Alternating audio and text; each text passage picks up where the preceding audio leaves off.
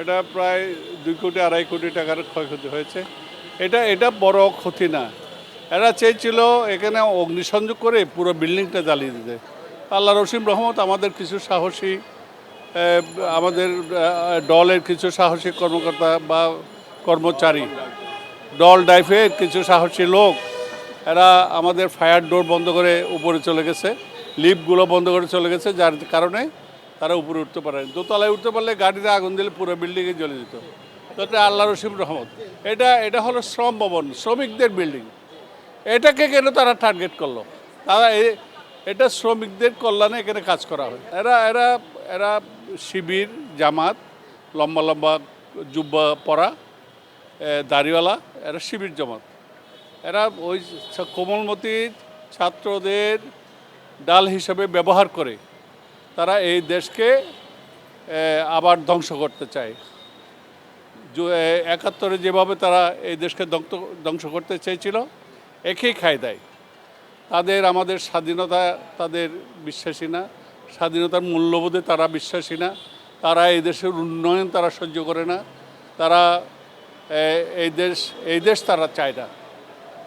তারা যখন এই দেশ চায় না, তারা চলে যাক, যেখানে যেতে চায়, পাকিস্তানে চলে যেতে চায়, চলে যাক না। এটা করলো যে বললাম, এরা এই দেশকে ধ্বংস করতে চায়, এরা স্বাধীনতা বিরোধী, এরা ওই যে যুদ্ধ অপরাধীদের প্রেতাত্মা।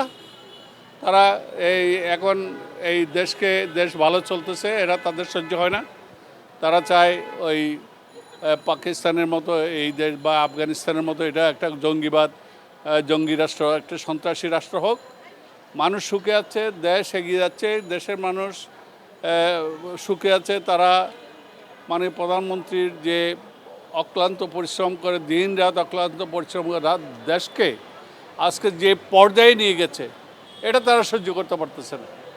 তারা যেমন 75-এ বঙ্গবন্ধু 3 বছরের মধ্যে দেশকে যখন একটি উন্নয়নের অগ্রযাত্রা যখন শুরু করেছিল, তখন বঙ্গবন্ধুকে হত্যা করেছিল। এবং আজকে যখন দেশ বিশ্ববাসীর কাছে উন্নয়নের রোল মডেল, মাননীয় প্রধানমন্ত্রী প্রতিটি ক্ষেত্রে যেভাবে সফলতা অর্জন করেছে, তাদের গাত্রদাহ হয়, তারা এগুলো সহ্য করতে পারছে।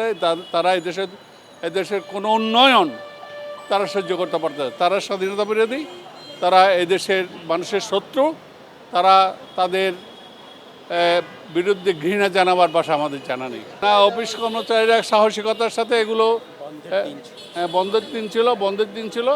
তারা শুক্রবার, হ্যাঁ, আমাদের সিসি ক্যামেরা ফুটেজ আছে, আপনারাই বলেন, এটা আপনারাই বলেন, এই দেশের কোনো বিবেকবান নাগরিক আমাদের গর্ব, আমাদের গৌরবের জায়গাগুলো আমাদের অর্জনগুলো এভাবে ধ্বংস করে?